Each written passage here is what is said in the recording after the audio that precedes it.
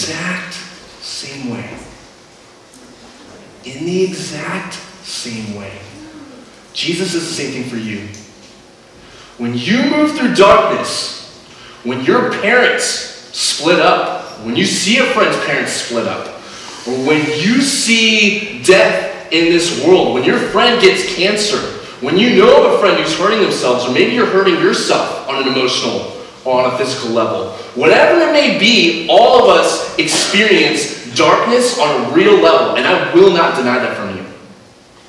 Each of us experiences darkness on our own. And rather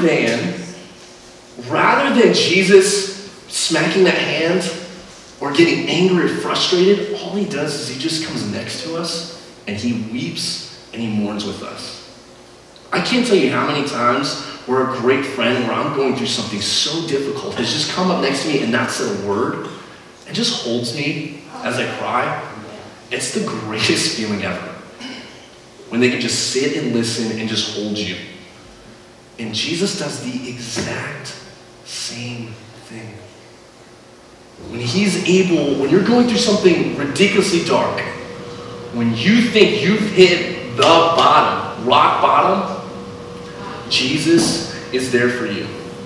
See, he embraced the pain, he didn't ignore it, he didn't shove it aside. He joined Mary in her pain. And in the same way, the exact same way Jesus does this. I want to illustrate something real quick. See, when darkness hits, and if you imagine this entire room completely dark for just a moment, completely dark. When there's just but a flame, although the darkness seems penetrating, although it's horrible, a light can be seen from such a far way away. This flame might be the only thing that you see, but yet despite how dark it is in this room, this flame you can clearly see.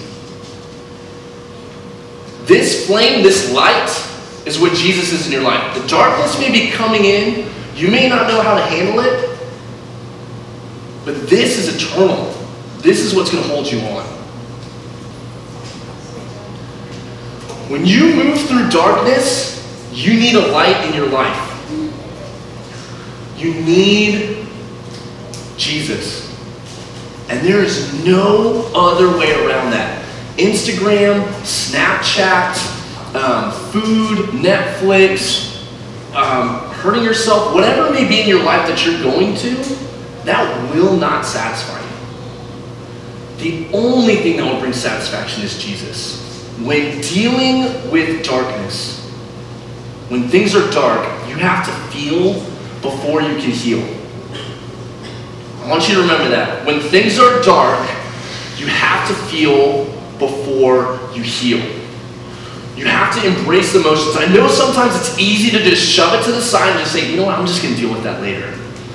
But you need to embrace what's going on in your life, and you need to have people in your life that are there for you and ready to listen.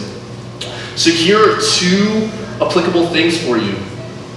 Don't skip this step. I want to see eyes right now. Let me see your eyes. Don't skip this step.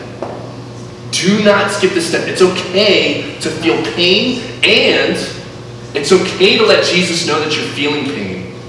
He can handle it. I'm pretty sure if he made the universe, he can handle you saying, I'm upset, I'm angry at you. It's okay. The first thing is you need to move towards the feelings. You have to be able to say to yourself, okay, I'm frustrated, I'm angry. It's okay to feel those things. There's a reason why God gave us emotions. And the second thing, most important thing, is you have to move towards Jesus. There is no other option. It doesn't matter what kind of darkness you're going through. I've listed many, there are many more. Whatever kind of darkness you're going through, Jesus is the answer. And the only answer. So now we're going to head into a time of small groups. One, your small group leaders that are here, They have such a more important value than I do. I could speak for days and for hours, and it can be eloquent, but at the end of the day, it's your small group leader that is going to have the most influence on your life. They are the people that are going to get you through whatever darkness it is. So one, this is a no judgment area.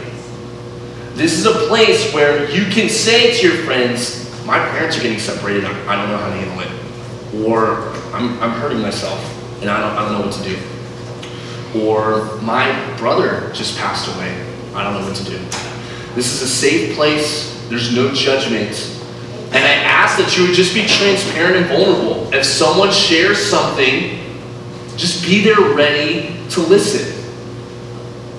Be there ready to listen. And just have a ready word. Just be ready. Please move towards the feelings and then move toward Jesus.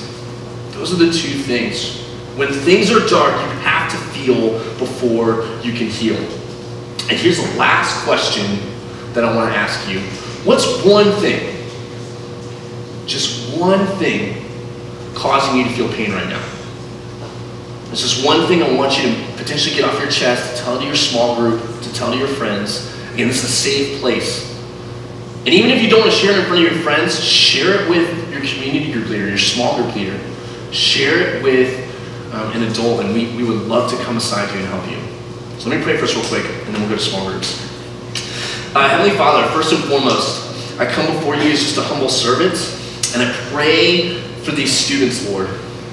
I ask and pray that you would give them a sense of transparency, of honesty, brutal honesty, and that they would let their small group leaders know what is going on in their lives. I ask that you would have your Spirit just so present and tangible in this room and in this church and wherever these students go, and that they would know, that